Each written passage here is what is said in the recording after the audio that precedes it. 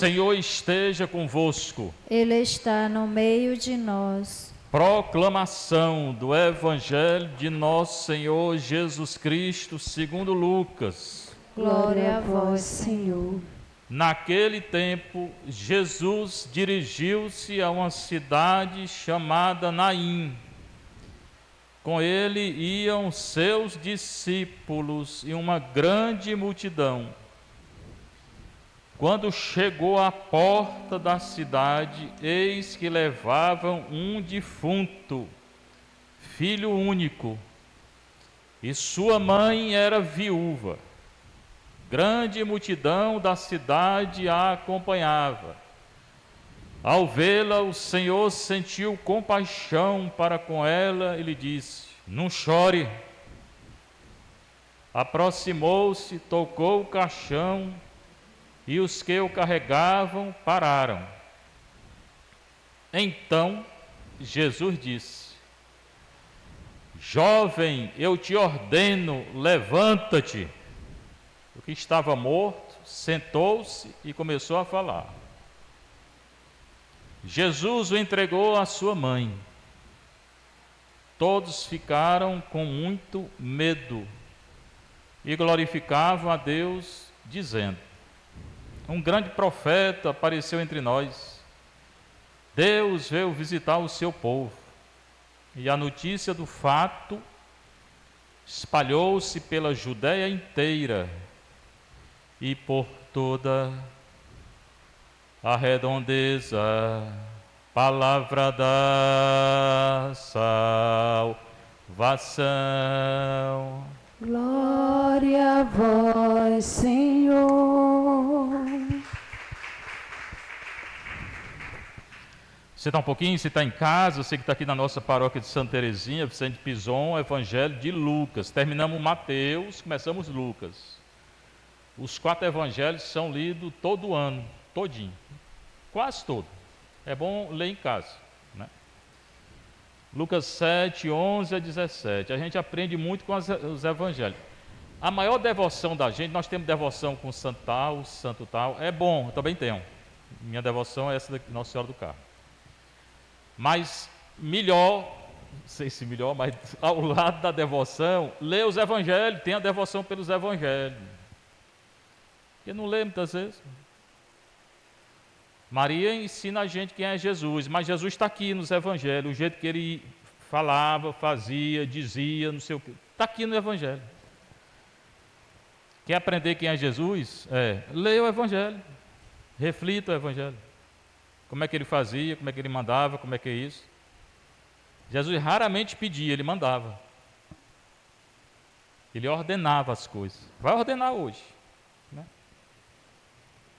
Naquele tempo, hoje, agora, na hora que é anunciada a palavra de Deus, acontece no coração que acredita. Jesus dirigiu-se a uma cidade chamada Naim, cidade na Galileia, no norte de Israel. Tá? Ele nasceu em Belém, na Judéia. Morou em Nazaré, na Galileia. Morava com Pedro em Cafarnaum. Aí andava em Caim, Naim, Caná, várias cidades da Galileia. Tá? Caná, Naim. Com ele iam seus discípulos. Muitas vezes ele não está só, outras vezes está só. Ele não andava com gente toda hora, não. Quando ele queria rezar, ficava só. Se ausentava, passava a noite em oração, né? Hoje o WhatsApp não deixa a gente ficar em paz, né? Com todo respeito aí, né? Mas tem hora que eu não respondo, não. Tem hora que eu respondo. Porque tem que rezar, tem que dedicar tempo, é oração. E ele fazia isso. Se tivesse coisa naquela época, celular, Jesus não tinha, não. Então, com ele iam seus discípulos e uma grande multidão. Agora, essa multidão sempre acompanha. Para onde ele vai, tem uma multidão. O que a multidão quer? Cura. Expulsão do demônio. Pão. Ainda hoje, né? Cura, expulsão do demônio e pão. O mais importante não é nem a cura, nem a expulsão do demônio, nem o pão. É o perdão. Mais importante que qualquer coisa é o perdão. Pessoa curada vai para o céu, não tá dito não. Se alguém que ele tirou o demônio vai para o céu, não está garantido não. Quem ele perdoou os pecados, vai para o céu? Vai. Não tiver mais nenhum, vai. Então o mais importante é o perdão dos pecados. Quando chegou à porta da cidade, toda a cidade tinha uma porta, principalmente antigamente. Nessa porta se julgava as coisas. Geralmente na porta também tinha um local onde ficava o atalaia, o vigia. Eles tinham medo de guerra. Aí tinha uma torre que ele ficava lá em cima para ver se vinha algum inimigo. E na porta, a porta principal, né? Geralmente a cidade era fortificada. Jerusalém era, mas tinha várias portas em Jerusalém. Essa não era cidade grande, provavelmente tinha uma porta. Quando chegou à porta da cidade, estavam carregando um defunto, filho único. E a mãe era viúva ainda. Toda a cidade estava lá, acompanhando o enterro. A situação é essa do evangelho de hoje. Pois bem. Ao vê-la, o Senhor sentiu compaixão para com ela. A compaixão não é pena, não. Ninguém deve sentir pena de ninguém, não. Eu não sinto, não. Padre, você sente pena? Não. Não sinto pena, não. E nem Jesus mandou sentir pena de ninguém, não. Ele mandou sentir compaixão, que ele sentia. E o que é a compaixão? A palavra está dizendo compaixão. Paixão é dor, no grego. Patos, sofrimento. Então, é você sofrer com o outro, com a situação do outro e tentar resolver. Não é só sofrer também, não. Sente compaixão é quem sente a dor do outro, se coloca na posição do outro e tenta fazer algo. Porque só sentir não leva para o céu, não, meu povo. Não serve, não. Dizer, eu sinto compaixão, sim, mas o que você fez? Nada, não serviu, não.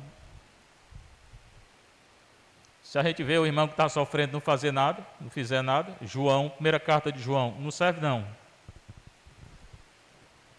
Aquele samaritano, que chama bom samaritano, ele viu um homem estendido no chão, que era um judeu, que era inimigo do povo dele. Ele pegou, foi lá, no meio da rua, foi lá e cuidou do homem. Botou em cima do jumento, levou para uma estalagem, não tinha Unimed, né? Pagou, ainda voltou para ver se o homem estava bom. Isso aí é compaixão. Quantas vezes a gente passa por Fortaleza, tem gente aí precisando e a gente pensa, quando pensa, não tem nada a ver com isso não. Pois é. Certamente pode ter um certo risco. A vida tem risco. Toda vida tem risco. Mas a gente diz, não tem nada a ver com isso não. Pois é, você não está vivendo a compaixão, simples. É simples. Né? Então a compaixão é você se colocar na situação do outro e tentar resolver, não é só se colocar não. Você vê esse pessoal pedindo coisa aí, né, com carrinho, né, puxando. Às vezes tem criança dentro. Já parei o carro e fiquei conversando. Já fui até Conjunto Palmeiras, uma vez, para ver onde é que morava. Não precisa ir não, porque aqui também tem, aqui atrás. Criança dentro do carrinho, porque a mãe, mulher, toda suja, não tinha como deixar o menino em casa. Aí andava 10 quilômetros do Conjunto Palmeiras para a Aldeota, talvez mais, né? Deve ser mais. E mais 10, 15 para voltar. E a gente passa por esse povo toda hora no meio da rua. Toda hora no meio da rua. Seria um bom dia descer do carro, pegar o carrinho e ficar o dia todinho caminhando com eles. Com medo que eles comem, se é que comem. bebendo o que eles bebem, se é que bebem. Aí vai aprender um pouco. Porque só achar, olhar e dizer não sei o quê, às vezes dá R$1, doido. Resolve não, povo. Pois bem, então ele sentiu compaixão, ele sentiu a dor de quem? Da mulher, porque o menino estava morto. Sentiu compaixão para com ela e disse, não chore. Ele já sabia o que ia fazer. De novo, ele manda, né? Jesus só fala mandando, não chore. Aproximou-se, não é toda hora que ele se aproxima não. Tocou o caixão e os que carregavam pararam. Muitas vezes não era caixão não, viu, meu povo? É um pedaço de pau de um lado, um pedaço de pau do outro, um pano no meio, aí botava um morto em cima do pano. Era. Enrolado numa faixa. Aqui está falando de caixão, né? Aí quando pararam, Jesus disse, menino, jovem, eu te ordeno, é ordem, levanta. Na mesma hora o morto sentou e começou a falar. Você já viu algum morto se levantar? Estou perguntando, já viram algum morto se levantar? Eu já vi. Todo dia eu vejo, quando vem com um pecado mortal, que eu perdoo, é outro. Agora assim também, assim fisicamente não vi não, mas morto. Já vi milagre assim, que a medicina diz, vai morrer, não morreu. Vi 5 pessoas que iam morrer e não morreu, isso aí eu vi. E a confissão, quando a pessoa está com pecado mortal, ela está morta. E sai da sacristia viva. O que estava morto sentou-se e começou a falar. Jesus entregou a mãe dele, né? Todos ficaram com muito medo. O Evangelho fala muito do medo. Sentir medo, parece que todo mundo sentia. Jesus sentiu, Maria sentiu, Zacarias sentiu, os pastores sentiu, o povo tem medo, Pedro tem medo, todo mundo tem medo aqui. O problema não é sentir medo não, porque todo mundo sente. O problema é viver com medo e morrer com medo, aí é doença. Procura um psicólogo, bom. E glorificava a Deus, porque Jesus superou o medo, né? Maria também. Glorificava a Deus dizendo, um grande profeta apareceu entre nós e Deus veio visitar o seu povo. Essa história de Deus visitar o seu povo é desde o Antigo Testamento. Quando Deus visita seu povo, Ele não visita só para fazer uma visita, senão tomar um cafezinho. Não, não é assim não. Ele visita para fazer algo pelo povo. Aqui Ele restou o menino. No Antigo Testamento, Deus visitou o povo com Moisés, tirou do Egito, com Sansão, libertou o povo lá. Pessoal que está me assistindo aí, a pergunta do estudo bíblico é Sansão, viu? O Estécio acertou. Aquelas palavras que estão no anúncio a Zacarias, está em Sansão também, Juízes 13, pode procurar. Então, glorificava a Deus, dizendo, o grande profeta apareceu entre nós e Deus veio visitar. Veio mesmo, e a principal visita foi através de Maria, quando Jesus se encarnou, e aí Ele nos salvou, porque senão a gente estava condenado ainda. Eu estou salvo, você está salvo. Eu posso me condenar ainda, você também, se eu não aceitar a salvação. Mas eu já estou salvo, se eu pedir perdão e não pecar mais. A notícia do fato se espalhou pela Judéia inteira, toda a Judéia, e por toda a redondeza. Então, tudo que Jesus fazia, eles publicavam, né? Imagine hoje, se alguém ressuscitar um morto, todo mundo vai para lá ver, né? Não só ver, vai querer, né, ser curado, né? Pois bem, a primeira leitura é da primeira carta de São Paulo a Timóteo. Preste bem atenção, que essa carta era naquela época, hoje tem coisa que mudou. Caríssimo, eis uma palavra verdadeira. Então ele vai falar o quê? A verdade. Quem aspira ao episcopado, ou seja, quem quer ser bispo, saiba que está desejando uma função sublime. É uma coisa boa, segundo ele. Não sei se é não, viu, hoje, mas...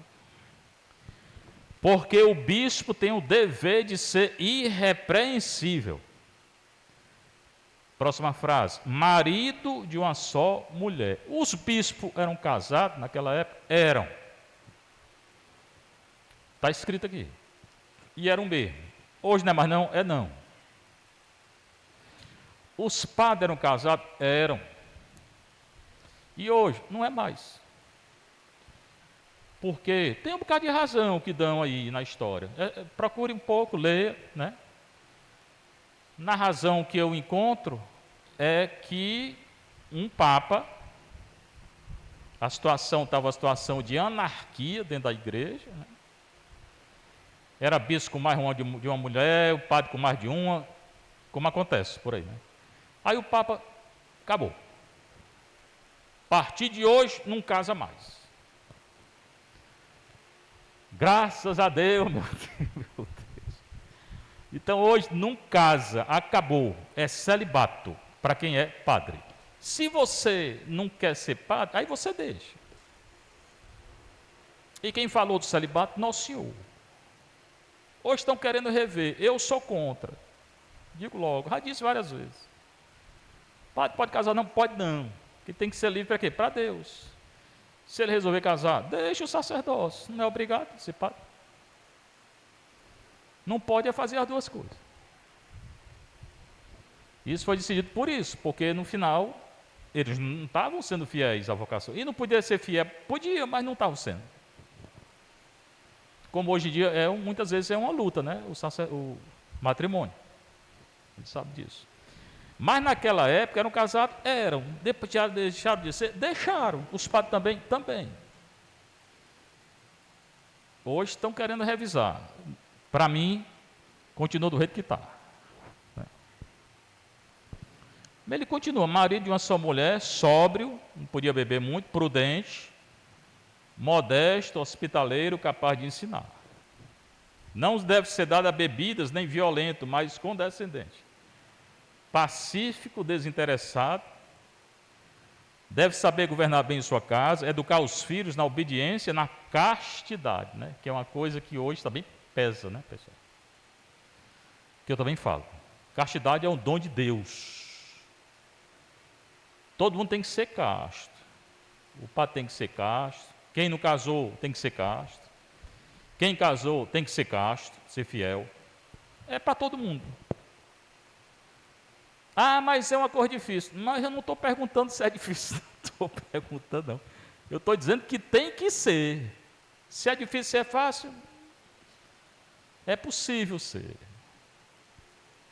Se você procurar, você vai encontrar, você consegue viver. Né? Governando bem a própria casa dele, né? Família. Pois quem não sabe governar a própria casa, como governará a igreja de Deus? Também para ele não podia ser um recém-convertido. E segundo ele, Satanás era assim e pecou por vaidade. Depois fala do diácono também, tem que ser fiel. Pois bem, pessoal, isso aqui era a situação da igreja no começo. Hoje não é assim. Hoje o bispo é celibatário, o padre é celibatário e o diácono é celibatário.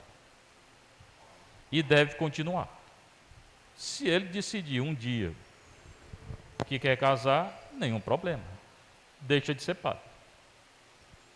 É só deixar. Seja louvado nosso Senhor Jesus Cristo.